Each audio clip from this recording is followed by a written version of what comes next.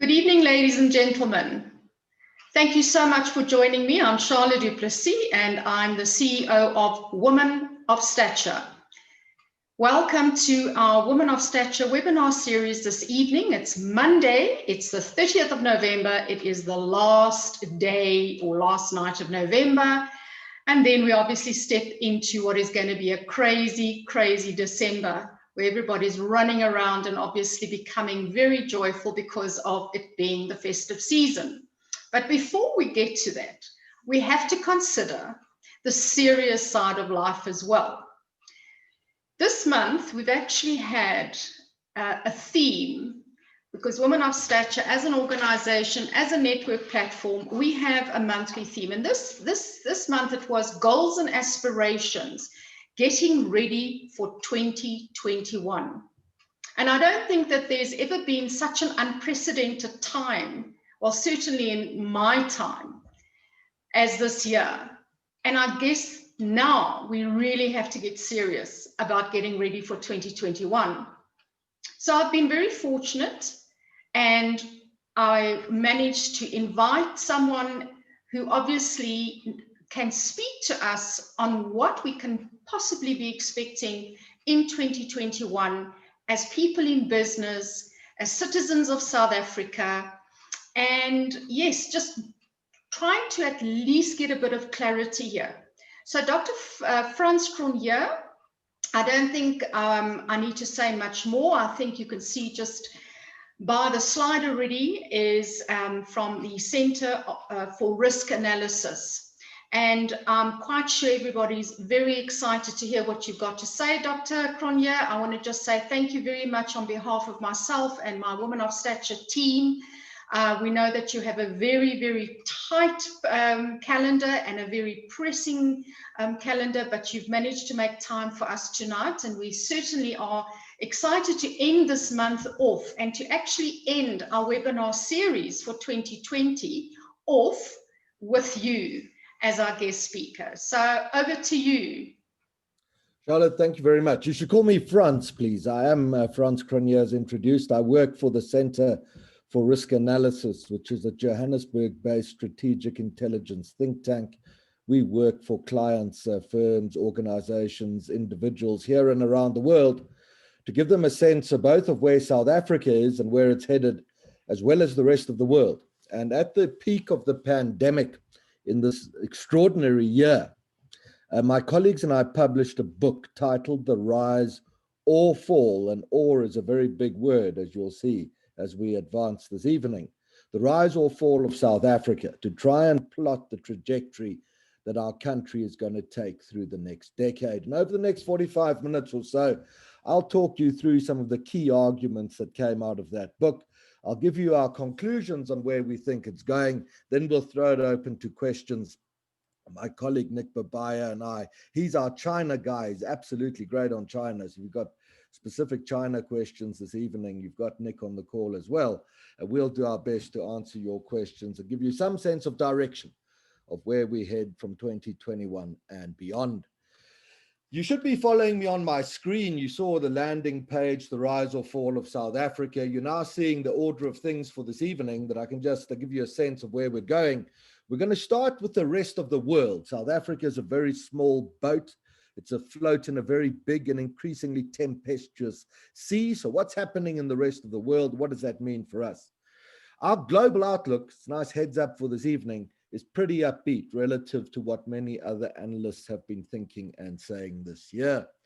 From there, we turn to South Africa, where the picture becomes a bit more difficult. We'll start with the politics, who's winning, who's losing, who's going to govern the country by the end of this decade. We don't think it's the people who govern it at the moment. From there to the South African economy, which is the reason the politics is changing. Then the natural step to the labor market, to people and work and where they work and how they work. And how many... Hello, Trudy. Ja, dit was op die dak geweest. Los net die bal daar. En stuur vir Sipiwe 'n message en sê vir hom hulle kry nie die bal terug nie. Trudy, good evening.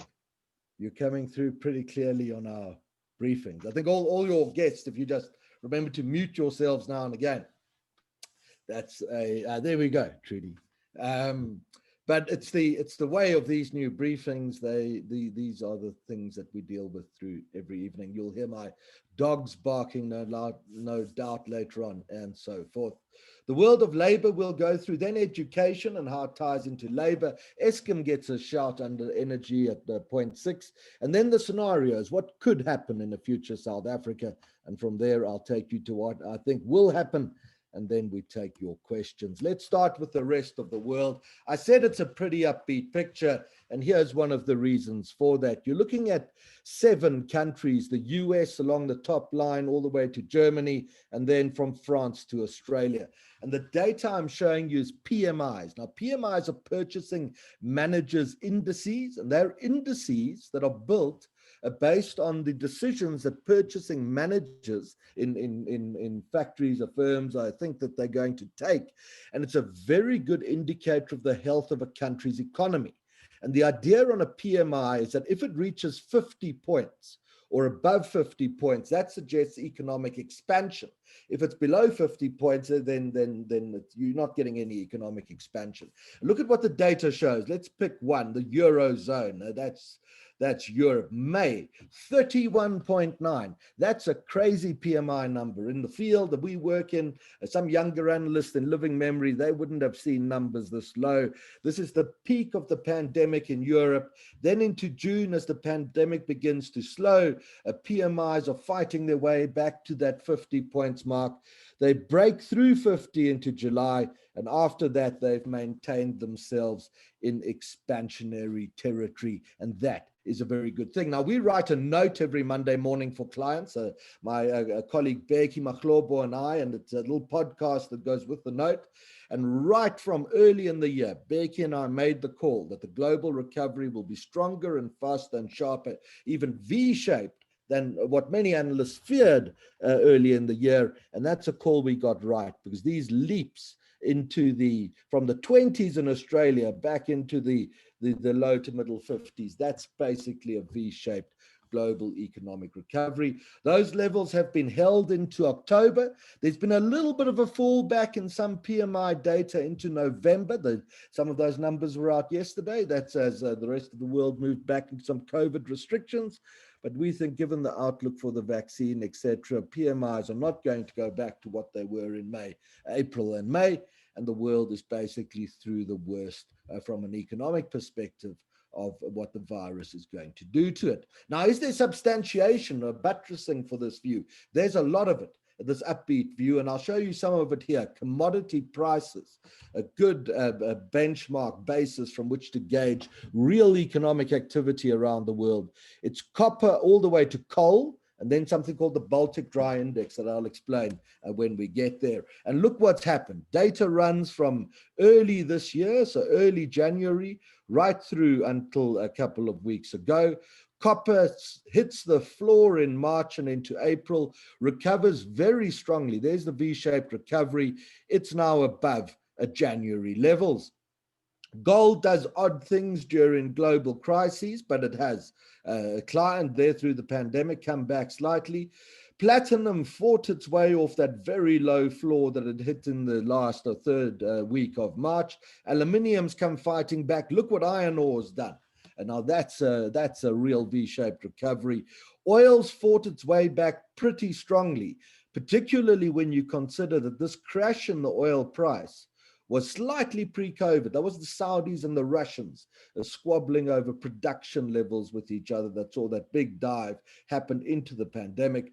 Coal's fought its way up, and the Baltic Dry Index is the 8th. Now, that's an index that measures the cost of shipping bulk goods around the world. So it's a really good index of what's actually happening in the global economy. It's very volatile, though, because shipping is a static commodity. There's either too much shipping available and the price falls, or there's too little shipping and the price takes off. And so you must read the Baltic Dry Index with that in mind. It is very, very volatile. But you see that same sharp V-shaped recovery coming out of, late April into early May. It's fallen back somewhat, but it's still well above the levels that it entered the year with. And the global economic outlook starting to look pretty good. You've seen that in the dollar as well. You've seen that in stock markets. Is the virus going to knock us back, though? I suggest that it won't. Let's have a look at some of the virus data. 6 countries, all the data runs from really late February or perhaps early March and all the way through until not very long ago. The red lines that you're looking at are new daily COVID-19 infections by country. So here, if you look at Germany, it's a good example, or Italy, that was the epicenter of the first crisis. That was that alarming first takeoff. Thereafter, things have really flown right through the roof. We don't think it's a second wave in the same sense as the first wave, and the reasons for that include this, the black line. This is new daily deaths as a consequence of the COVID pandemic. Now you read the death figures of the right-hand axis, of course, the infection figures of the left-hand axis. And what stands out in jurisdictions of France is one, Spain is another, you see it to the same extent in Germany, is the different relationship between infection numbers and death numbers over the past 6 or 7 months. Now you can say, well, partly that's a consequence of testing levels that are so much more advanced now. You test more people are infected. That is true. There is a measure of truth to it. But look at the data here for the UK. Averaging in the region of about, well, there are 400 new deaths or so per day, and that data is a couple of days old. Part of what you're seeing in Europe and North America here, they've got the best COVID data, is a seasonal effect. Take the UK again, just as an example. The data runs from April through to December. This is for 2018. It's 2 years ago. We went back to try and see what is seasonal death figures do in the Northern Hemisphere. And what happens is from April into the European and North American summer, the number of deaths fall away. They drop by about 10%, and then they rise by about 10 or 15% into December. If you run the math on some of those numbers, what you're seeing in the second COVID wave is, well, what you traditionally see, let's not go to COVID yet, what you traditionally see in North American death figures is this rise into winter. The reason for that is viruses are more prevalent, more people are catching them, more people are dying as a consequence of that. COVID is a virus that is around in the global system at the moment. The seasonal effect is seeing the number of infections lift, but the net number of deaths month on month, going back over time in the Northern Hemisphere, is not totally out of whack with what it traditionally is. How dangerous is COVID then to the world? Well, what is it? Is it the flu? Certainly not. We did estimates based on flu-related deaths in the United States. And based on those estimates, so historical and the number of COVID deaths in America this year, we'd be comfortable in saying that the pandemic is 3 times more dangerous to America than the worst flu season America has experienced in the past decade. We don't think it justifies the degrees of lockdown that have been implemented, given the damage that they've caused. I think South Africa has been a particularly unfortunate example of that. And with the prospects for vaccine rollout towards the end of the first quarter of next year, we think the pandemic has washed out. The worst of it is beyond the world's economy. Economies won't go back to the same hard lockdowns and the damage they caused in March and April. And from a global outlook perspective, therefore, our view remains that the world is going to cope with the final stages of this pandemic until the point of vaccine more effectively than the bulk of what I call somewhat pessimistic analysts and observers believe. So a point of departure from us this evening is that the world's outlook into the short term, a global economy outlook into the short term, is pretty positive. What does that mean for South Africa? Start with the politics of the place. It's 1994. This is now all South African data until 2019. The first thing I show you is the rate of economic growth in the country. And the story at its most simple is a strong economic recovery in the first 13 or so years after 1994, and then a sharp falling away in economic performance into the present. These 4 years in the center of our chart, 2004 until 2007, The economy averaged the growth rate. You see it on the right-hand side over there, just over 5%. That was the first time that had happened in South Africa for that number of years since 1970. And really from the point of the Asian crisis, you remember that 98, 99, into 2007, this rate of economic growth that you see on the chart translated into the fastest increase in real per capita GDP since the first half of the 1960s. It was a really good time economically for the country. Overlay that with this orange dotted line. It measures what proportion, off the left-hand axis now, of families, households, think of them as families in the country, do not have electricity. They're without electricity. When the ANC came to power, half of families in this country did not have electricity, no electrical light when they went to bed at night. 13 or decade later, let's just do the first decade. A decade later, that has fallen to 20%. And it's true for service delivery indicators on South Africa across the board. And we've made the claim, going back well over a decade, that service delivery, contrary to what you read, is one of the successes of South Africa in the democratic era. We qualify that somewhat by what you see in this trend line over here, that as the second decade of democracy came about and as economic growth began to tank, living standards begin to stagnate, and in the latter years of the Zuma era, they even begin to reverse. And South Africans are very sensitive to those little tremors in socio-economic happenings, as you are about to see. You see it there, it's a black dotted line. Read it off the left-hand axis. It's a poll, and the question is, are you confident in the future of the country? And as Mr. Zuma said about starting to govern us, about 60% of South Africans were confident. By the time he left, that had fallen to 20%. The reason is economic fortunes are declining.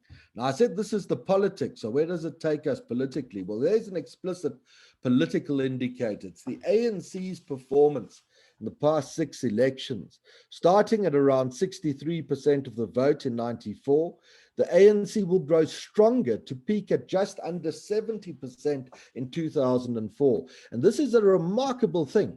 It's a decade after Mandela had led South Africa to freedom, and the African National Congress is stronger than at that historical point. Why is that? The reason is that life in South Africa has been getting better. You get this amazing performance in living standards. I can show you scores of indicators. I was once accused of being better at pro-ANC propaganda than Mac Maharaj when he was Jacob Zuma's spokesperson. Life is getting a lot better. The economy is growing strongly. Not shown on this chart is that towards the middle of our democratic era, the number of South Africans with a job was twice as high as it had been in 1994. And so the charge of jobless growth thrown at the ANC and Mbeki in that first decade was simply nonsense. But there was a flip side to that coin. We started making the argument here that ANC voters don't vote on liberation loyalty. They vote on their material circumstances, which must be the case. They're perfectly normal people, just like anybody else. And if the country's well governed and life's getting better, they reward the governing party. The flip side was, if that ever changes and economic fortunes decline, what would ANC voters do? We said they drop the ANC, and they're starting to do that. We're going to get into more detail in a minute. Support now sitting at 57% at a national level. While that has been happening, though, last political point for this chart, look at these little red squares. You read them off the left-hand axis, and what they measure is what proportion of all protest actions in the country are violent. So 9% of protests were violent in 2010. Now it's 30%. And be skeptical of me, be skeptical of analysts. Try not to believe what we tell you. It's the best advice I can give you. Test your analysts, test their track records. Have they got calls right in the past? Why could they be wrong? No analyst should be offended if you say to them, listen, I think this is a lot of nonsense. It doesn't work. Our job is to make you think. But as much as we're skeptical of our own work, we can't get away from the conclusion that what we see in this chart is one of the keys to understanding what will happen next. That should South Africa's weak economic performance persist, there's a real question over whether the ANC can now maintain its national majority. What's happening in the present politically? Well, the most recent indicators we got come out of the by-elections. About 2 weeks ago, South Africa held, I can't remember how many, in the region of 100 or so by-elections. What happened in those? My former colleague, Gareth van Onselen, he's a columnist at Business Day and a great pollster. And Gareth checked on, I mean, he compared some of the numbers of last 2 weeks ago, 3 weeks ago, back to the same voting districts in 2019 in the national election. So technically it's a difficult thing to do, a local poll compared to a national poll, but it's an interesting comparison and one that's valid if you do it across all parties and see how they perform. Garrett's results were as follows, that over the period of a year or so, the ANC, like same voting district compared to the next one, lost about 8% of what it had had in 2019. The DA lost about 1%, saying that it's bottoming out, might be bottoming out. The EFF didn't do quite as much, and the smaller, more ethnic parties, there's the EFF, not the EFF, the FF plus, they shouldn't be confused with each other, they'd both be very upset. They grew a little bit. And I think that's quite a useful marker, a sign, indicator of what is happening in the political environment at the moment. Shortly on the back of those results, some new political polling came out, and I worked on some of those poll numbers when they were released and tried to translate them back into what they would have been had they had an election taken place. This stuff's about a month old. Had an election taken place. So sometimes polling is asked, will you vote for the ANC? They don't actually determine whether you will vote or not. So we've got to factor in turnouts and things. This is 2019's national election results, polling about 2 to 3 or 4 weeks ago. After we'd worked on it, we think the ANC's given up about 2 points. It's down now to 55 at a national level. The DAs are bottomed out. The EFF's grown a little bit, and the other parties have grown a little bit as well. That's where we think things stand at the moment. The next great interval politically is 2024. And the question is, if you've lost just this, I mean, the ANC stepped down pretty far. From the 69% it held in 2004, it's now down about 10 points. It's lost 2 points, I think, in the last year. What's going to happen in 2024? That party's got a real problem, and a lot of that problem is demographic. This is polling my colleagues conducted in the run-up to the election last year. And on the sort of eve of that election, they determined or thought from those polls that this is where ANC support stood by age group. I'll show you just 2 age groups. Amongst people aged 65 and older, we thought ANC support was sitting at around 60%. But amongst people aged 18 to 29, so these are really the oldest voters and these are the youngest voters. Amongst people aged 18 to 29, ANC support was sitting at just 51%. We know the reason for that. Older people appreciate the extent to which South Africa today is a better place than it was 30 years ago. Younger voters don't have that same perception. They suffer, you'll see later this evening, terribly high levels of unemployment. They're pretty fed up. Why does this matter? Well, South Africa today is a country where only 1/3 of people are over the age of 35.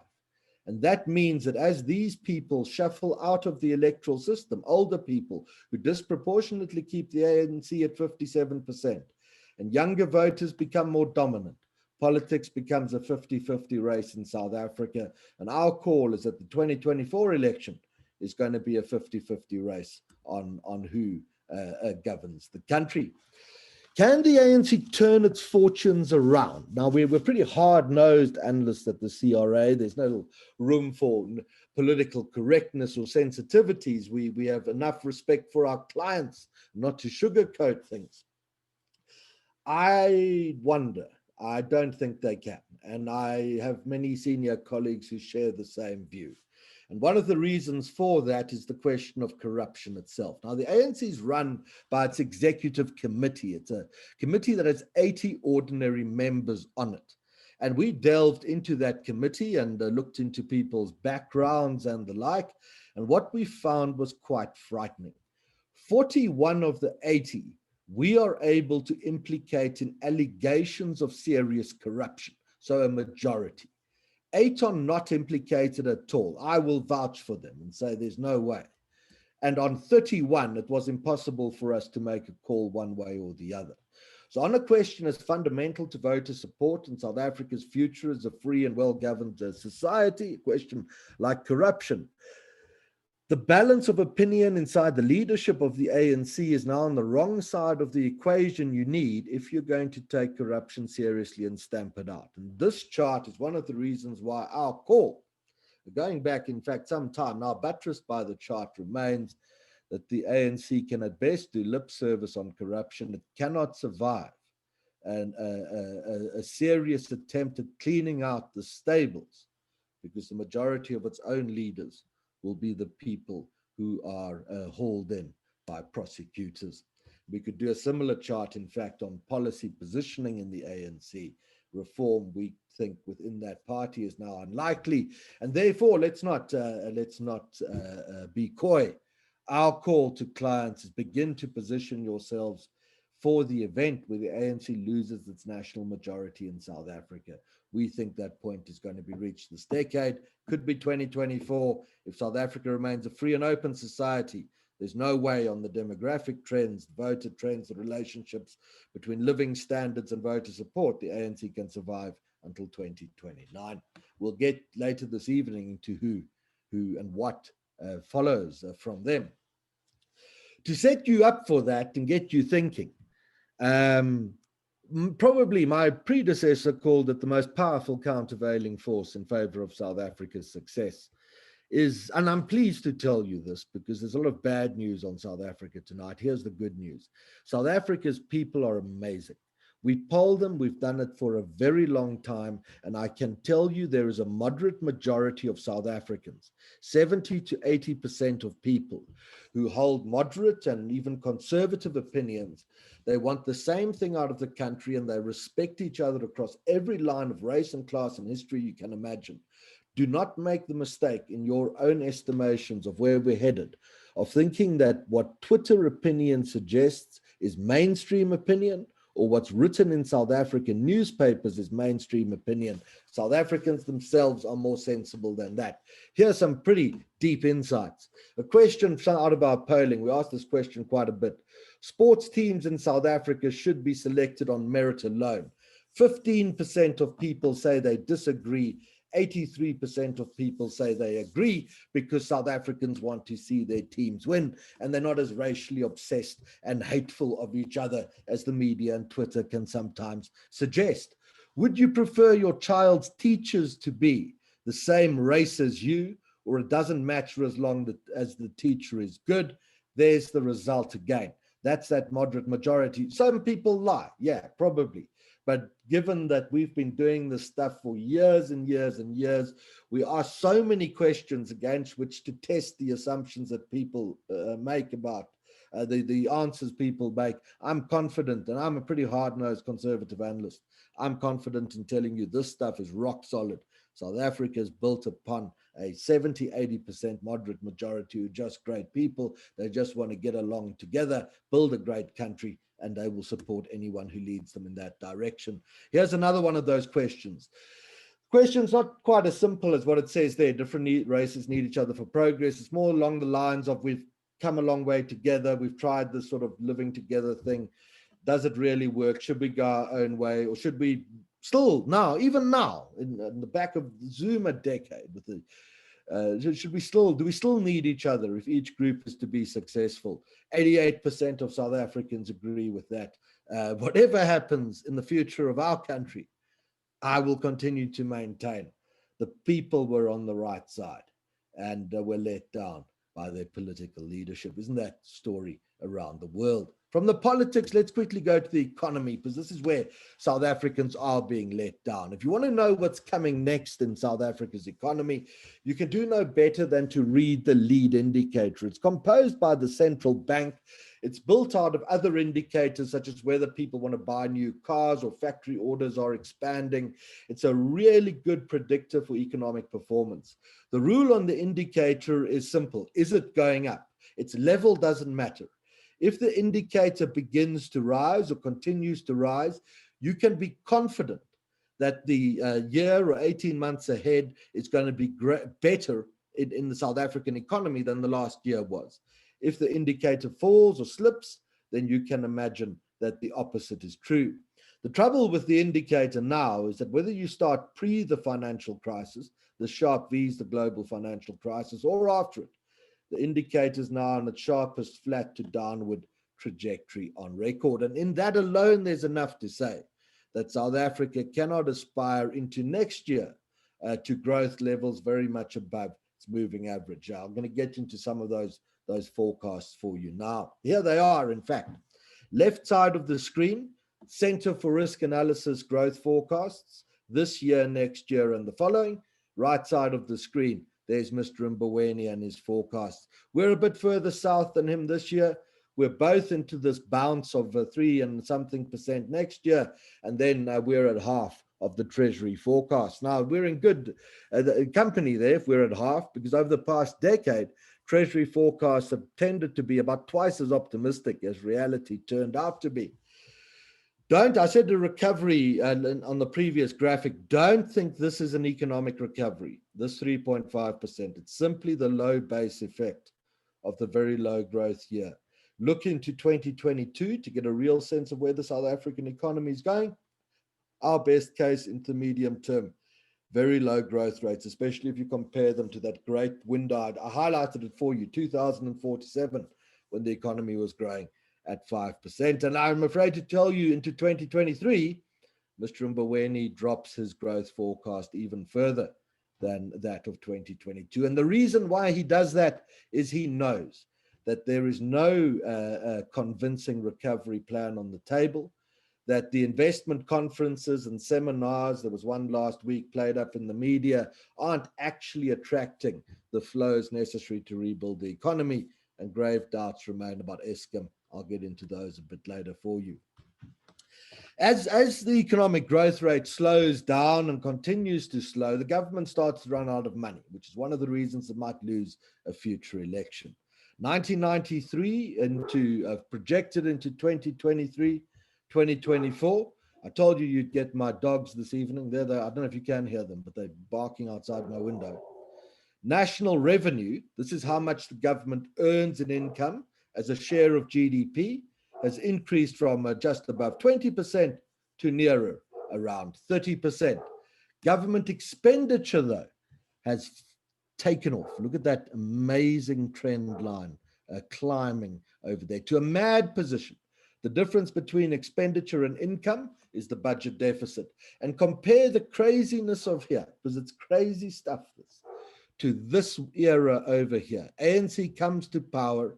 Expenditure levels are brought down even as life is getting better. It was an amazing achievement, while revenues are being lifted all the way to the point where the two little lines intersect. And for 2 years, that was Trevor Manuel and Thabo Mbeki, South Africa had a budget surplus. We're very, very far away from that now. How far? Well, it really hasn't happened at any point in the modern history of South Africa that the government has been this deep into deficit. 1913 to 2020, that's the data, that's the budget deficit. This is what Mr. Mboweni is projecting. And remember, we said we think his growth forecasts are too high. I also think his expenditure cutting plans are too ambitious. I don't think he's going to get there. Even if he does, the deficit projected by the Treasury is on a level with what the country saw as apartheid was collapsing under the weight of its contradictions at the end of the Cold War. And prior to that, the Second World War or the First World War. 1948 came about, Smuts was defeated, in large part because of the pain and suffering people experienced on the back of this. It was central, running out of money, to the defeat of apartheid. And I think it's going to prompt another political transition in our country in the next decade. Deficit forecast very quickly. You can always send us a note. We'll send you the numbers. You don't have to make too many notes this evening. That's this year CRA versus the Treasury into next year and the year thereafter. You'll see we're a bit further south than the Treasury. Reason is we think their growth forecasts are too high. We think their expenditure cuts are too ambitious. As the deficit widens, you have to borrow the money because you're spending all this money. So your debt goes up as a country. Our debt forecasts versus those of the Treasury, Mr. Mboweni keeping it below 100% on the 3-year view, we think South Africa breaks through that point. The question might come later, do we think a debt default is in the short-term horizon? We don't. We think foreign borrowings are rather limited, foreign reserves more than sufficient to cover any obligations, and the South African government's likely to turn to prescription of assets and perhaps even later a bit of printing of money, and that will push the deficit, the debt default question out probably beyond the election of 2024. But it's simply kicking the can down the road. 1994 to 2020, we end the economic section here. This is fixed investment in South Africa as a proportion of GDP. We got that going after 94. The Asian crisis pulled us back. We flew away into 2007. The trajectory subsequent to that has been an unfortunate one, and it's continued into 2018 and 2019, pre-COVID, but post-Jacob Zuma. And that's an indication that policy framework in our country today is still far from what it should be for South Africa to be seen as a competitive domestic or foreign investment destination. Until that changes, a lot of people are going to stay out of work. And the lockdown has just exacerbated an already pretty tough position. This is great data. It was done between February and June of this year to try and estimate what the effect of the lockdown was on people and their jobs. And here are the results. Follow my little red dot and I'll talk you through it. Between February and June, it was estimated that 3% of the richest 25% of South Africans lost their jobs, 7% of professional people, 7% of formally qualified people. So the rich got knocked, not terribly. As you move across social strata, so you get to the second richest 25%. Now 17% of people have lost their jobs. Women, 20% have lost their jobs. Compare that to men, only 13%.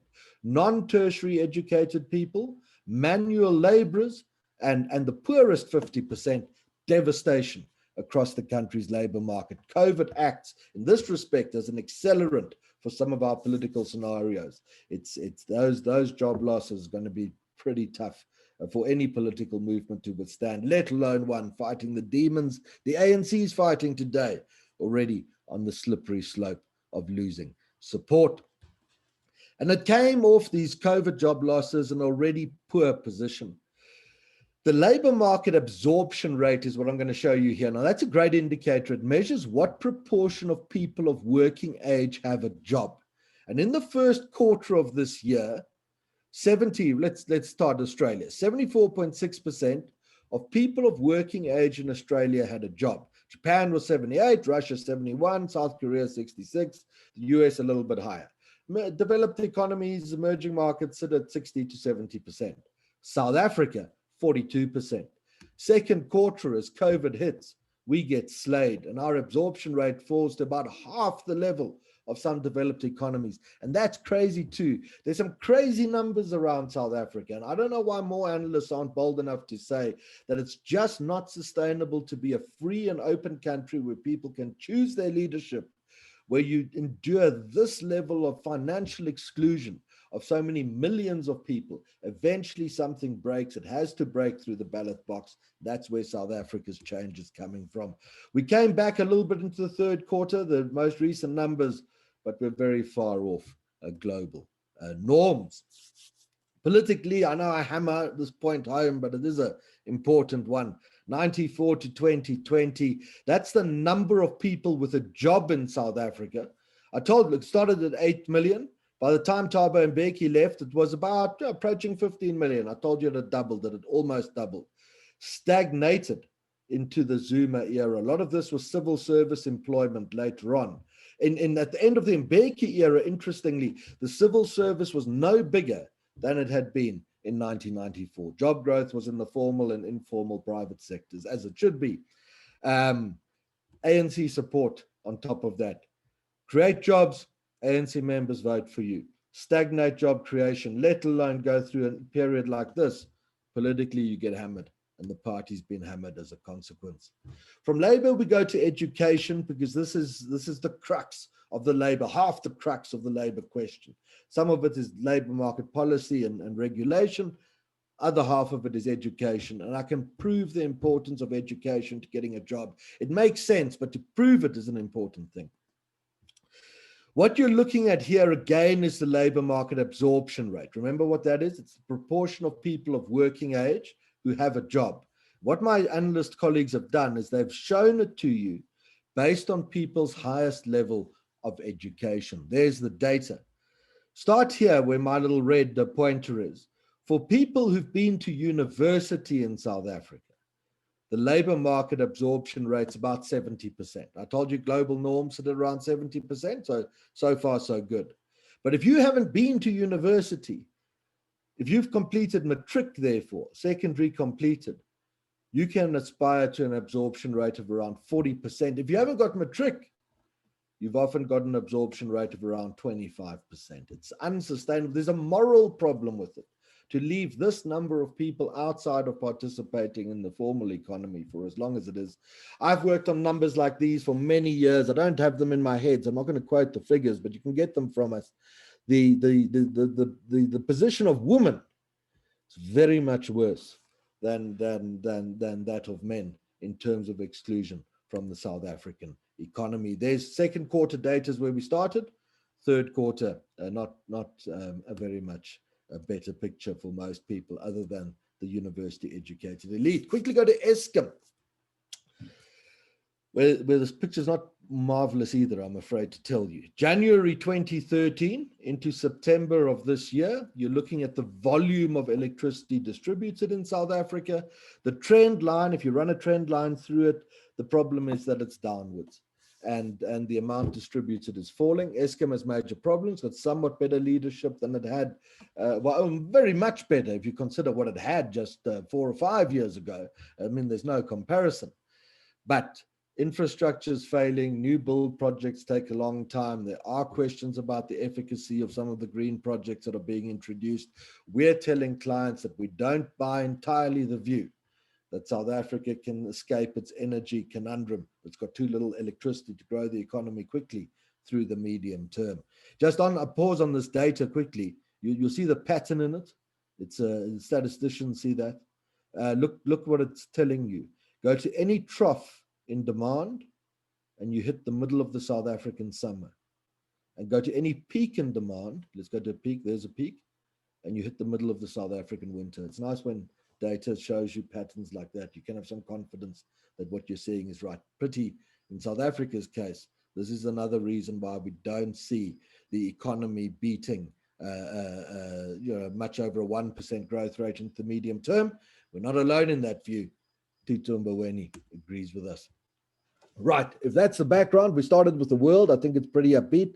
The politics here, I think, is on the verge of a great realignment. The reason for that is that the economy is not going to get off the ground into the medium term, and people are simply fed up. So what's going to happen?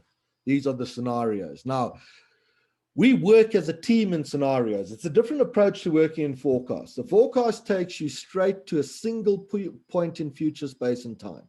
And the forecaster tells you this is what will happen, this one point. And you can trust me because I'm a very good analyst. We're not that good, and we don't have that confidence in our own abilities. We start in scenarios, and scenarios are an attempt to understand what might happen based on how the most important trends in a society come together. And once we've established that, we can work ourselves down to where we think the probabilities lie. And that process of finding out what might happen and then working down the probabilities is what I'm going to take you through now. This scenarios we build on a matrix, and the matrix has two axes. And the matrix for this evening is, can South Africa, the one axis, can that moderate middle unite, come together? The great unmet challenge of South African politics. Can decent, normal, hardworking, good people just find each other and find a way beyond their hopeless politicians? Or is that not going to happen? And will the incitement from the left and the right of the political spectrum mean that South Africans turn against each other, as they've done at times in their history before, regrettably, It's been the strategy of every government that's failing in South Africa. You fail as a government, what do? You try and turn South Africans against each other. For us, it's one of the fundamental questions of what's going to happen in the next decade. While we're seeing what happens there, does whoever governs put together a workable reform strategy, one that can actually turn the economy around, or will there only be counterproductive approaches to governance? And how those two questions are answered give you 4 quadrants. And each of those quadrants is a potential future South Africa. Not exactly the same matrix I use in the book. The book's matrix is a bit more complicated, but the effect and the scenarios are very much the same. Right. Number 1, the best case. We unite the middle, come together. The government drives a workable reform strategy. It's a scenario we call the rise of South Africa, and I'll show it to you in detail in a minute. The worst case is the fall. People turn against each other. There's no workable reform strategy, and we get into all sorts of trouble as a country. And from the rise and the fall, the title of the book and the title of the briefing this evening. There are more intriguing results as well. What if the government tries a workable reform strategy, but people turn against each other and against the strategy, and it's stillborn? We call that the jump to the left. Or what happens if the government can't reform, if the point of no return is behind it? I've suggested might be the case for the ANC, but the moderate middle unites in disgust. What happens then? It's a scenario we call the step to the right, and it's a pretty great country that will grow out of that one in the end. But let's get into them in detail. The rise of South Africa. Remember that one? It's top right. The middle is united, and there's a workable reform strategy. If that's what's going to happen to us, this is what you're going to see. On policy, COVID is going to trigger real structural reform. All the crazy ideas of seizing property without compensation and the like are abandoned. Labor markets deregulated to give people the chance at the education by working that they never got in the school system. Empowerment policies turned on its head and given a socio-economic basis. We sell the parastatals if they can't pay their way. These are the sort of things to look for. There's no attempt at trying to start a new airline. Economically, what will happen on the back of that policy trend is South Africa will follow the world out of this pretty strong COVID recovery that I've suggested has already started, now interrupted by the second peak concerns in Europe and America, but will resume into the second quarter of next year pretty strongly. Debt and deficit levels for South Africa flatten and later retreat. The currency finds a floor. It's going to strengthen relative to the dollar. Remember, this is about a decade-long view I'm giving you here. Currency finds a floor, strengthens relative to the dollar, and that's going to make our stock market the star outperforming stock market in dollar terms of the next decade. Labor market absorption increases on the social trends. Life gets better for people across the board. You'll all get these notes and things, so you don't have to follow me in too much detail this evening. Politically, we remain a free society. The ANC is going to win, and it's going to grow stronger, and it's going to go back to over 60% again, because that's what happens in South Africa to the ANC. That's been the historical trend. As the economy's lifted, so has the ANC. It only happens because the reformers have won that internal battle. The state capture, people are in jail, and South Africa is a bastion of liberty and prosperity in the world. It's a plausible result even now. But so is jump to the left. That happens where you don't get that uniting of the middle. People turn on each other in terrible political faction fighting, and the government tries belatedly to drive a reform strategy, but finds that it's just impossible in the face of public opposition. There's going to be a failed attempt at reform. Government will realize early into next year it's in huge trouble. It's running out of money, facing bailouts, debt defaults, protests, terrible things. It tries to turn, but the public have been turned against each other, and they shoot down any reform strategy, refuse to work together, and reform is stillborn. The ANC will lose an election on the back of that. We get into coalition politics. That's going to be a big mess for 4 or 5 years as the partners fight with each other. Public frustration will rise. The populists get the overhand or the upper hand in the internal sort of policy debates of our country. and South Africa takes a sharp step to the left at its election in 2029. What that means is there's no economic recovery into the medium term. In fact, through the medium term, best case growth at around 0% for a decade. The currency will hold up into the short term. A whole lot of things happening around the world to hold it up. Dollars weakening, commodities are coming back. South Africa is a rare outpost of yield. But into the 2030s, on the back of the 2029 election, comes a great South African crash. Labor market absorption stagnates, living standards stagnates, South Africa gets really impoverished into the 2030s. It remains politically a free society, though.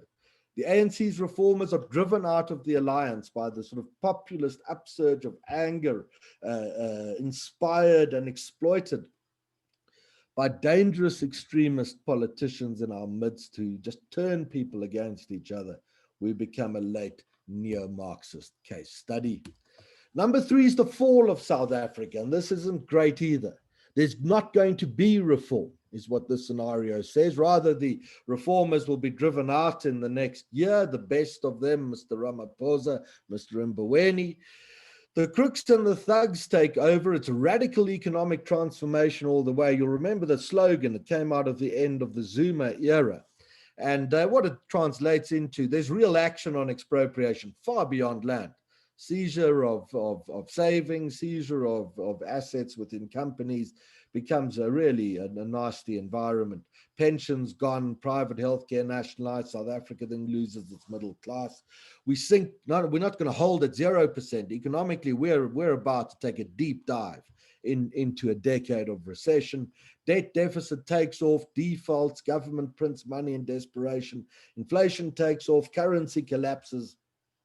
It's a story that's regrettably been written before. Social trends, labor market absorption rate below 30%, living standards regress, education is rubbish, and the middle classes and skilled South Africans and what capital they still have in the country heads for the exits. The politics is really nasty. It's nasty, spiteful, violent, racial nationalist stuff. The state capture factions are emboldened. They throw the reformers out of the ANC. Good riddance, they'll say, agents of monopoly capital. The ANC forms a wide racial nationalist front around it. State capture comes full circle. And South Africa, we choose our words carefully. South Africa begins to show all the elements of the failed state. And then there's number 4, and I told you I'd speculate this. Take all 4 scenarios this evening separately. That's my first point of advice. Hedge yourselves on them, build strategy around them, make yourselves robust in every scenario. Use each one I've presented as a wind tunnel and run your business, your life, your family, your future plans through that wind tunnel to see what happens to you if this happens around you. If you get to a point where you're robust in each scenario, you're really well positioned for the next decade.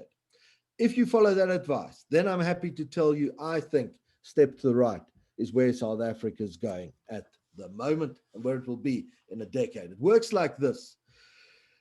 There's going to be this impossible compacting business for the next couple of years, trying to unite the ANC's warring factions, trying to unite expropriation with growth, radical economic transformation with the pragmatism of the gear policy of the ANC of 15 years ago. It just doesn't work. The PR is there, the media might carry it uncritically somewhat, but in the real world where real investment decisions are made, you can't at once raise minimum wages and think you're going to raise labor market absorption levels. You can't have expropriation and think you're going to attract vast amounts of investment. So it's all kind of bit of the last 3 years. A lot of talk, a lot of investor conferences. Nothing actually happens on the ground. The ANC is going to lose an election as a consequence. 2024, we're into the era of coalitions. Those are a bit factional, blah, blah, blah. But what has happened is that moderate middle has come together. We've united in our frustrations. It's the first time South Africans get fed up with the performance of their government. Rather than turning and fighting each other, that moderate majority comes together, a new administration is in power. That happens in 2029, and that sets South Africa up for an absolutely great 2030s. And in the end, when my publisher said, you've got to give a call to people, what's going to happen? And I settled for this one in the end, probably on balance, because it's what the deep dive polling has shown my colleagues and me for the last 20 years, that don't think that social media, don't think that the mainstream media is the real world. The cold, calm, analytical polling shows that despite everything, not just Zuma, 400 years of history, South Africans are far more in common than what unites them, and we need to make that work. If this happens, it's going to be a bit of a roller coaster for you, I'm afraid. In the medium term, a little prospect for real economic recovery. Debt and deficit will rise. The currency holds up over the short term for the reasons I cited, sinks into the medium term, end of the medium term, but then comes back very strongly in the longer term as the political transition in South Africa gives rise to real reform. Living standards slip for a while. They'll recover into the 2030s again. And politically, we're a free society. The ANC, it's the end of an era. The grandest, perhaps, of Africa's liberation movements finally hasn't had what it takes to retain its majority in South Africa. A bit of unstable coalition for 5 years, but if you survive the past decade, you'll survive this as well. 2029, South Africa is slightly to the center-right. What does that mean, center-right? It means going back to the pragmatism of Gear, what Mandela, Mbeki, and Trevor Manuel did for South Africa in those early years as a democracy. And we become a late case study of what might be called conservative political drift. There's no fifth outcome, and the future of South Africa is going to fall, we think, within one of the 4 scenarios I've set out for you this evening. Hedge yourself well, you've got nothing to fear. You can take advantage of the opportunities on the horizon and sail safely around any of the icebergs. Word on us, and then I'll give it over to questions. I got quite into this one this evening. I probably went over time. I apologize to my hosts.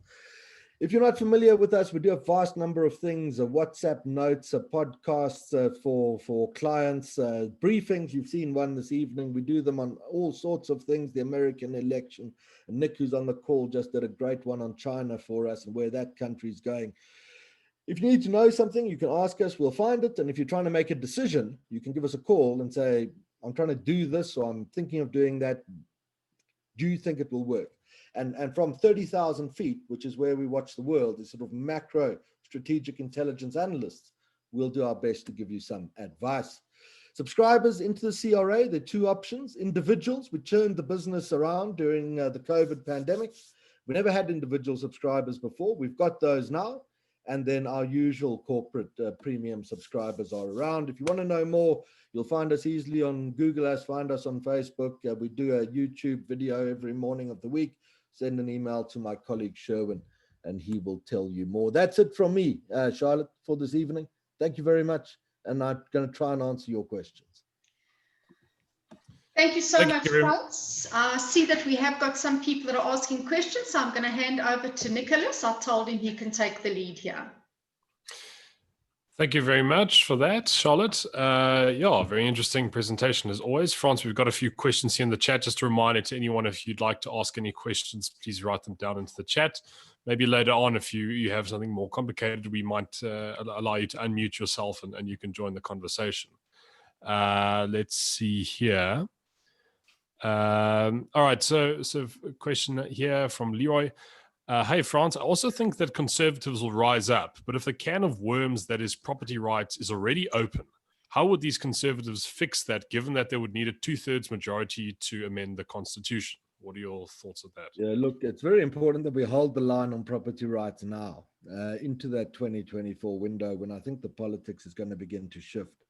If you lose the battle on property rights, you lose a great deal more than that, because property rights anchor substantive human liberty in every free and open society. And then the way towards, I saw a question later down the chat, I've been watching them as they come through. Why do dictatorial regimes survive? Why do they make it in the face of popular opposition? The answer is always the same. The attack begins with property rights. If you cannot dispossess someone of the stuff they have, as a state, there's not much you can do to them.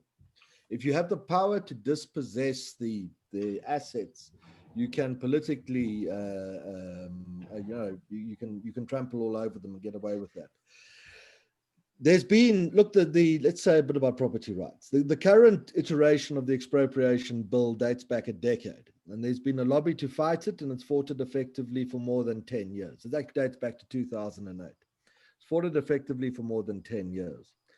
Important now is to persist and continue that fight and not allow the state to move on implementation. There's a place for expropriation policy, of course there is. And if we were in Sweden, we wouldn't be as concerned as we are, but we're not in Sweden. We sit in a position where many of the state capture suspects of old are still in the current administration. And I don't think there's no doubt for me that they see expropriation as a means to enrich themselves and to undermine South Africa's civil liberties. And as long as the balance of political power and ideological opinion in the government remains what it is, we think that any move on expropriation now is a grave and unsurvivable threat for the country's economy. Be aware too, there's a risk, the media reporting keeps getting it wrong.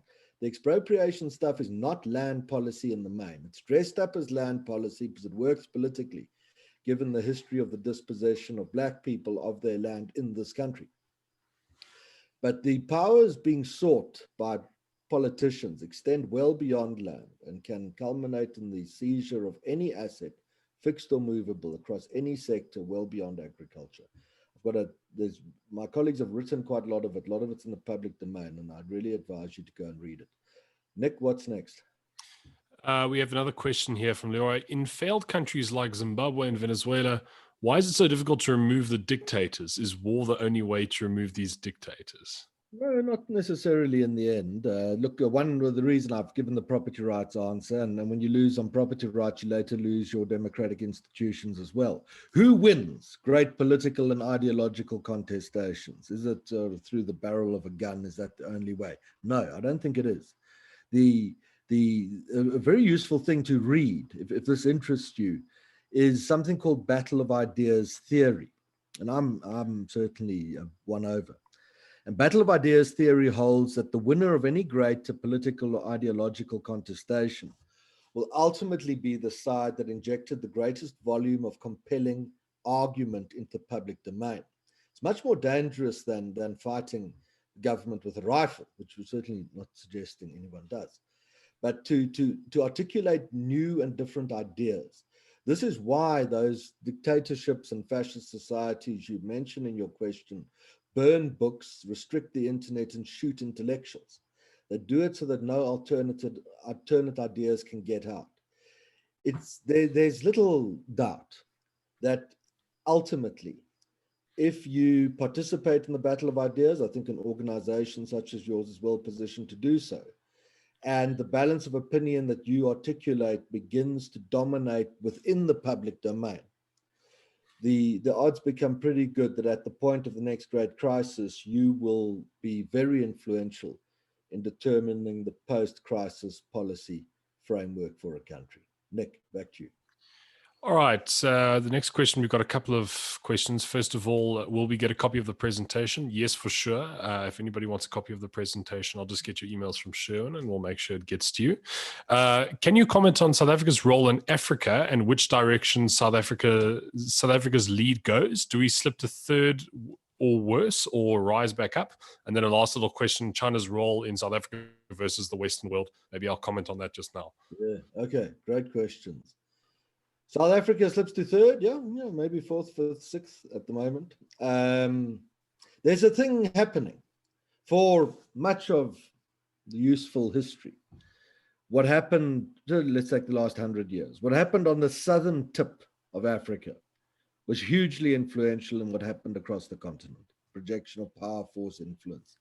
I think that balance is beginning to change. I think it has changed.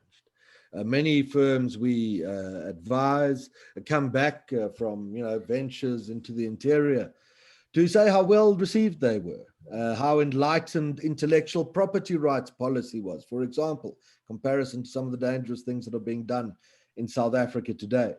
Africa's macro trends are also really good. If you take that 30,000-foot view and you look down on it, The number of dollars of trade is now greater than the number of dollars of aid entering the continent. That's a milestone. It's very important. The number of megawatts of electricity off an admittedly low base being added to the continent is hugely impressive. The number of years that a child spends in formal education is just way off the levels of 20 or 30 years ago. The concentration of urban Africans who can spend a few dollars a day in cities where you can sell them stuff is if you run just the maths on that over 40 years, Africa becomes a hugely interesting place just as a consumption a sort of territory, place to sell fast moving consumer goods and fixed goods and the like. And I haven't even said resources or security questions or anything of that nature. Africa is also in a position where, and some countries do it better than others. South Africa is not doing it terribly well. There is this great, I'm going to just entry Nick here, who's going to talk to you about China because he knows more than I know, that as China and the West compete and as Eastern influence swings across the world and through Belt and Road and these amazing strategic Chinese ventures, Africa is right in the middle of that conflict. As I tell my American friends who are sometimes a bit naive, if you park a battleship off the coast of Angola, the next stop is New York. You're right there. You're just going to sail a bit across the sea. Africa is really well positioned to play West off against East and extract generous benefits from both sides. And in the longer term view, I remain very bullish on Africa. I've been for 15 years since I've been doing this stuff. And South Africa, in fact, then Nick, it's over to you. South Africa, in fact, is now an anchor on Africa's overall economic performance. If you strip South Africa out of Southern Africa's GDP and you just do the growth rate, depending on whether you believe Chinese numbers, Southern Africa might now be the fastest growing region in the world and is therefore a pretty good place to be. Nick, you'll take care of China for me, please. Yes, that's exactly right, Frans. South Africa is one of the fastest growing regions in the world. But quite interesting about that is that even though it's developing thus far, it still isn't very industrialized in many places. And it also has a lot of natural resources. Now, China is, as always, has a huge appetite and a huge market for these raw materials. In decades of past, we saw countries like Australia and maybe Indonesia and so on being big exporters to China. But now with political problems, China is looking more towards a place like Africa, where it can build a lot of infrastructure projects, build good relationships with African governments, especially because a lot of current African governments are the remnants of liberation movements during the colonial period, many of whom were either supported by China or the Soviet Union, obviously then in the context of the World War. The Western world, certainly does have influence on the continent insofar as it has soft power. The United States still has a base in Djibouti. It's got troops in Chad and so on and so forth, and it monitors Islamist terror activities. You can bet your odds that they are keeping an eye on what's going on in the insurgency in Cabo Delgado now. But I think my bet would certainly be on China gaining a much larger influence in Africa. They also have a lot to gain politically speaking, as Africa has got quite a large number of seats at the United Nations. And so politically speaking, for the Chinese to get both the political and the political support of African governments, as well as the economic supply of all these raw materials, will be immensely helpful for China as its own economy develops from a developing into a developed country, and it starts to move away from the manufacturing into the more high-tech, high-paying jobs for most of its population. Thanks, Nick. What's next for us? We don't have another written question here. I'm just taking a look. If anyone would like to ask a question orally, I can unmute you if you like. Just indicate to me either in the chat or elsewhere. I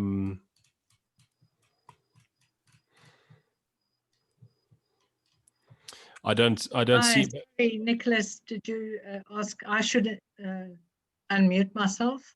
Yes, go ahead. If you have a question, go ahead. My question, thank you, Frans, and thank you for Nicholas. This is a phenomenal webinar. I've listened and attended quite a few of your presentations, and I always find it very insightful. My question is around the World Economic Forum's Great Reset philosophy and intent. I'm not sure how you would integrate that into your scenarios and how that would play out. What is your opinion on this, if you don't mind? I'm afraid you've caught me unawares. I'm not up to speed with it at all. You can give me a little bit more, or I can answer it by telling you what I think Western governments are going to do. Perhaps. Okay. The Great Reset is all about where they want to collapse the US dollar, and they want to only have one world currency, and where it's very much about control, you know, where AI and the fourth and fifth industrial revolution comes into play. So it sounds to me, and this is my personal opinion, and I'm not an expert on this, so please apologies for this, but it sounds very a combination and integration of socialism, communism, and even Marxism. So the average person has no vote, has no voice, has no inclination. They just have to go, and that's why they want to collapse the whole world economic for the world economic. Yeah. I thought you're going in this direction. Let me do my best. Let me do my best. Number one, I'll make a few points for you. Number one, for 20 years, Western governments have been pursuing a policy of stimulus, which is essentially manufacturing cheap dollars and pouring them into the global economy. That starts with the US trade deficit of 20 years ago. It becomes formal quantitative easing in its own right, and now it continues as QE, and I think there's a new phase of it coming, which is going to be great Western government-inspired infrastructure development programs, which is simply a further extension of quantitative easing. One of the reasons we're a bit upbeat on commodities and therefore the rand is partly something to do with this. All the while, as these dollars are manufactured and poured into the world's economy, they've got to go somewhere. They don't go into the hard economy. They go into asset prices and stock markets is a good example. And you can draw some great graphics. A chap who advises me on this independently shows a wonderful graph of how American stock markets have done this, while wage levels in America have done that. In order to sustain this, the risk, of course, is why doesn't it create inflation? I'm explaining this chap's thesis. Why doesn't it cause inflation? And his argument is that while vast amounts of money are created, the extent to which that money is lent out, once sort of base money has got into the global economy, is lent by banks, the extent to which it's lent out is being reduced. So we don't yet see the effect of inflation in this, but that in time will have to happen. It's underpinned by remarkably low interest rates that drive people further into equities and hence inflate asset prices further. And if it sounds a bit like, you know, governing Zimbabwe, or Zimbabwe's fiscal policies, it's because there are strong areas of commonality. Our concern is that in the longer term, I mean, you can fend this off with more stimulus for a while, but in the longer term, you're creating a massive asset price bubble. And in the fullness of time, as this becomes better understood, the world will see a terrible economic contraction, where the full quantum of stimulus injected into the global economy over the past 20 years, much of that has to be regurgitated in a great market crash. Now, timing-wise, it's difficult to say when it's going to happen. Otherwise, that's all I would have said to you this evening, because it is the thing in the sort of the next generation of people active in the global economy. This will probably be the most important thing to pick, is when does this happen? If you get your timing right on it, you'll do extremely well. If you mess up on the timing, you'll take you a long time to get back to where you were. Sort of great asset price contraction, 30-50% fall away. Into the short term, no, probably not, because central banks around the world continue to pour stimulus into the system.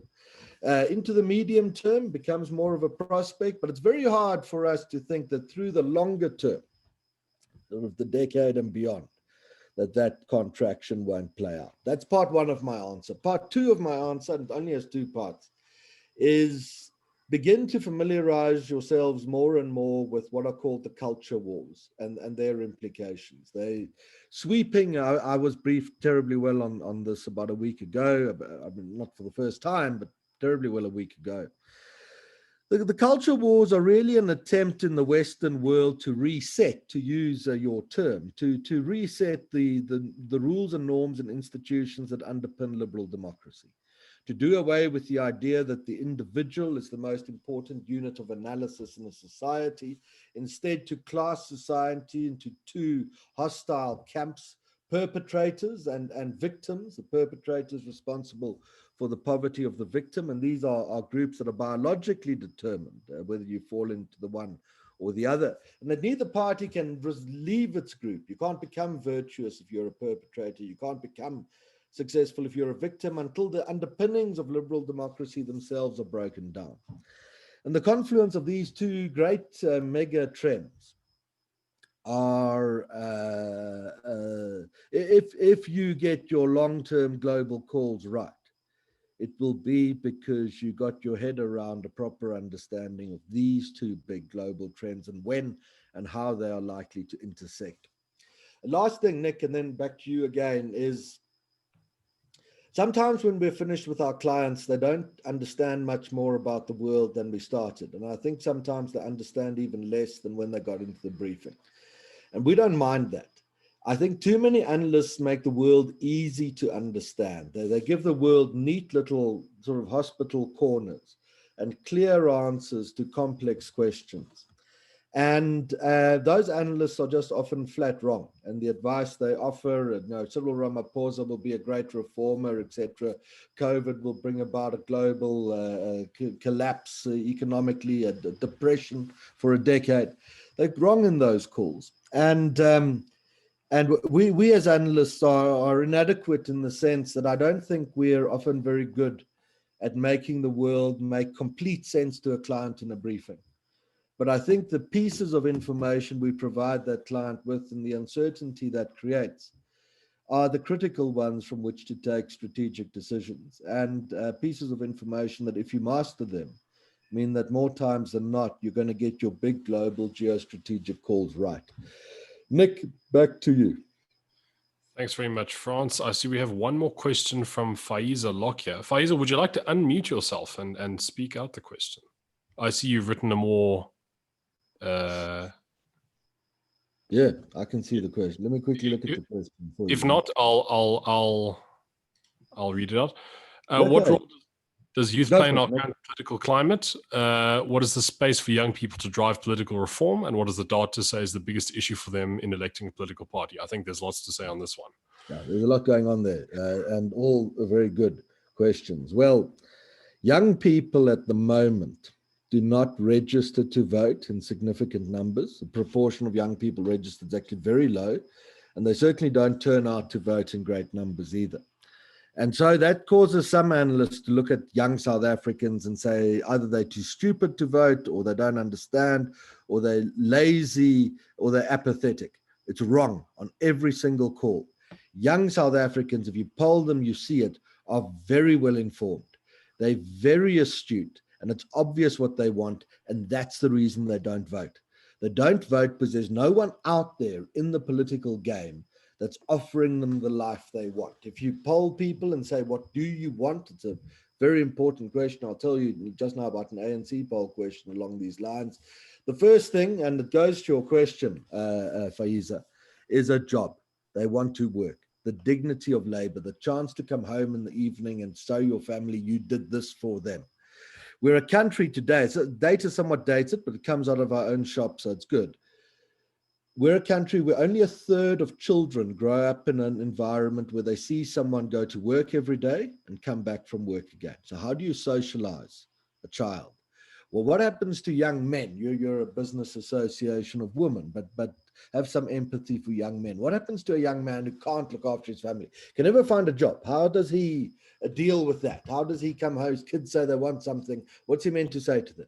Well, there's nothing I can do because I can't find any work. And I think a lot of the antisocial behavior we see in society, I think a lot of the breakdown in family relationships and the like has this as its origin. So how do you get past that? Education. I showed you the relationship between labor market absorption in South Africa and education, and young people just aren't being given the options to do so. But they're doing a very useful thing, young people. They're protesting, and often violently. Now, what the EFF's objectives are in Brackenfell, I have no doubt are not good at all, and would probably, if the EFF had its way, qualify as a great abuse of human rights. But those young people who are out there in EFF colors, fighting with the police or the residents of Brackenfell, whoever they are, if you poll them, I'm sure you'll find they're just desperate youngsters with nothing else to do, nowhere else to go. They've got no other political options. The DA is getting better, but over the past couple of years, it's been pretty hopeless. The ANC, half the leadership is corrupt. Our data, not an exaggeration, it's our data, more than that. How do you want to get a young, jobless person to buy into this and think this is tremendous? I'll go for it. You get the violent populism of the EFF to attract some young people to it. They're protesting. The protests are very important because what they are is that it's the knocking at the door of young people saying, please let us in as well, so we can also participate in our country's economy. To date, politicians, and it's true to a lesser or greater extent across the spectrum, have ignored that. And the destabilization around us is a consequence thereof. In the fullness of time, my thesis to you this evening is that young people will turn back to the voting market when they find something worth voting for. At the moment, that hasn't yet happened. We could this evening have a seminar of youngsters randomly selected. We get the leaders of all the political parties to stand there, Mr. Steenhuisen, Mr. Ramaphosa, the EFF chaps. Say to them each, you've got 5 minutes to convince this unemployed youngster living on a shack in a sand dune outside Cape Town that if he votes for you, his life will get better in the next reasonable time, 5 to 10 years. I don't think any of the politicians could do that, Faiza. So young people are a great potential source of influence, but they have not in practice been heard by the country's politicians. The first political outfit that hears them and comes to office with a pragmatic policy offering. And that's not free land and sending everyone to farm. Young people don't want to go and farm in large numbers. They want to come to cities. They want to be well educated. They want to own their homes. They want to get, at least their children aspire to a Western middle class standard of living.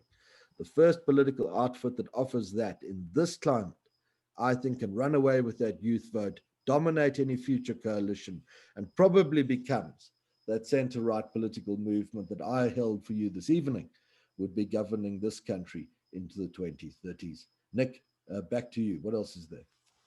Thanks very much, Frans. We see we have 9 minutes left. Perhaps we can just go for one more question if you can just answer it quickly, although this is a big one. Do you think South Africa will turn around economically and be strong? Will turn around economically and be strong economically, and that we will get out of this junk status?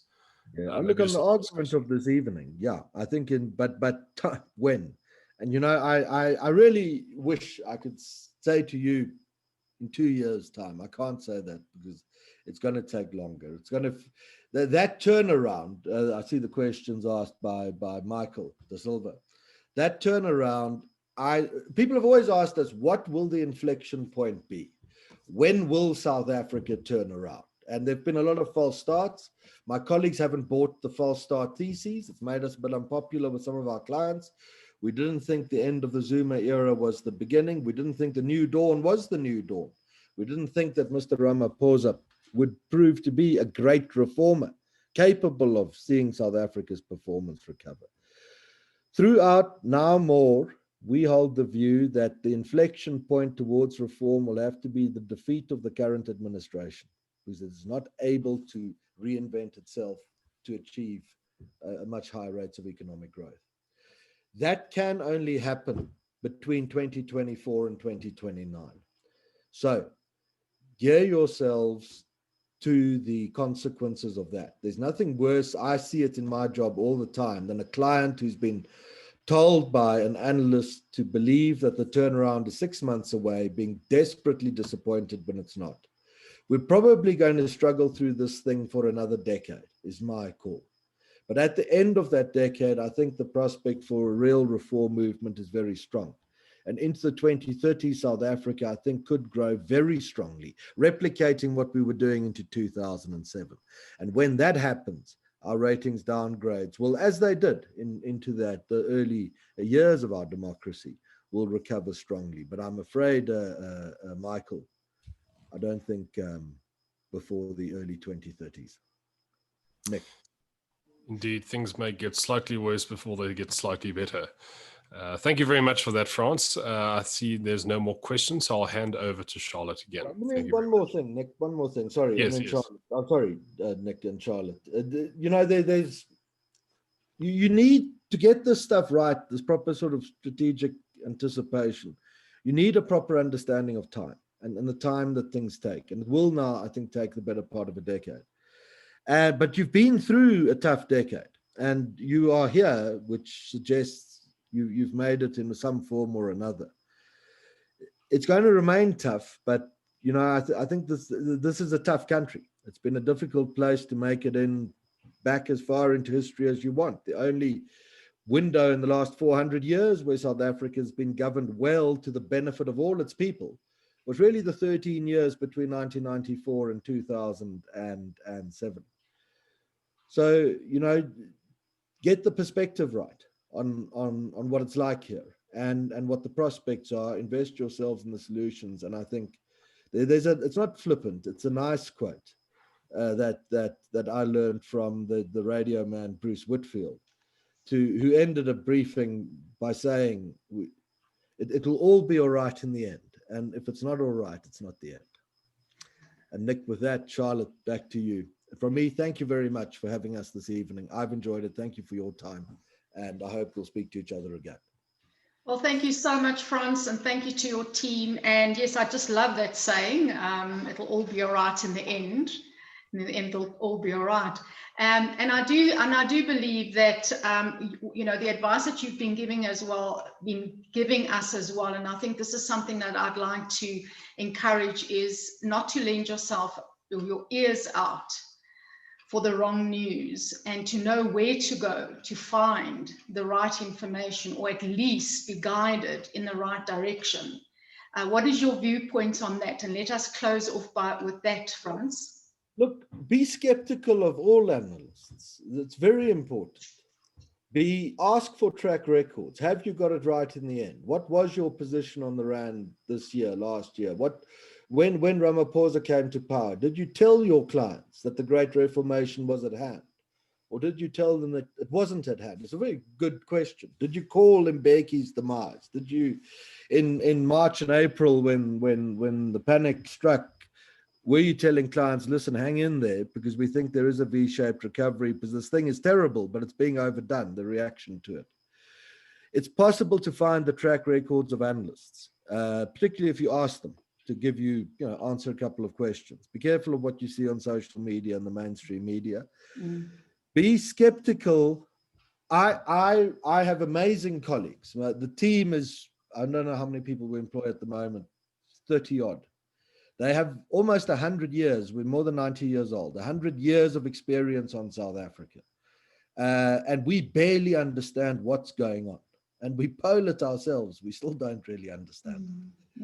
If you're an ex-journalist, with the greatest respect, with no staff, no colleagues, no polling, no economic understanding, no global experts, and no real access to the government or the ruling party, I don't know how, while you're in the business giving advice, it's a hell of a responsible thing to do, because people are going to act on the advice that you give them.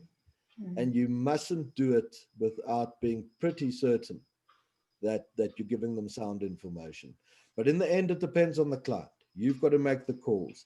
There's nothing that will happen in future South Africa that takes you by surprise if you've done the hard, long slog of going to figure out what's going on.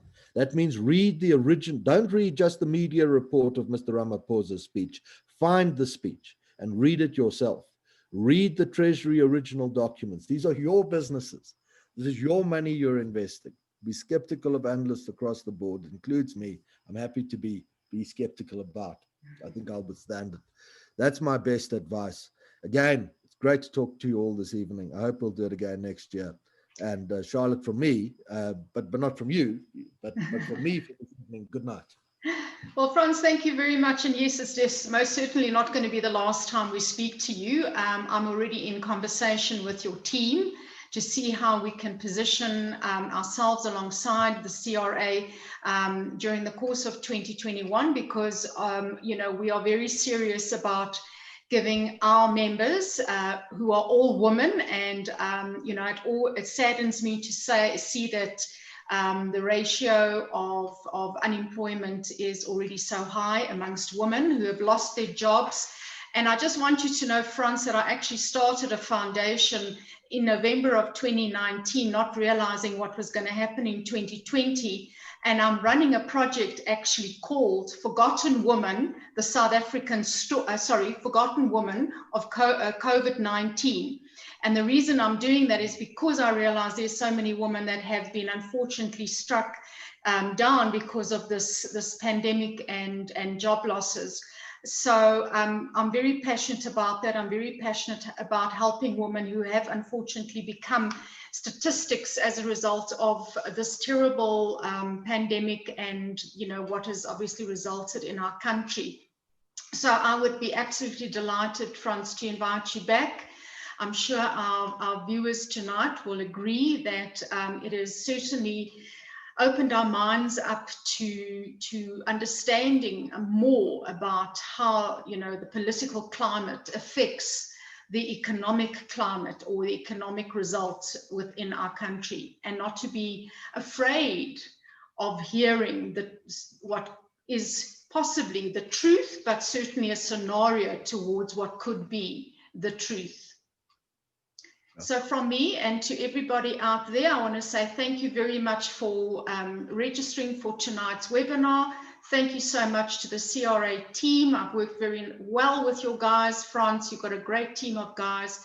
Thank you, Nicholas, for helping me out with this webinar tonight as well. And the recording will be sent out to everybody that was online with us tonight, but it'll also be shared with your guys, Frans, to put onto your social media platforms as well. Okay, great. Thank you very much. Right. Thank you so much, and good night to everybody. Good night. Bye. Have a good evening. Good night. Good night.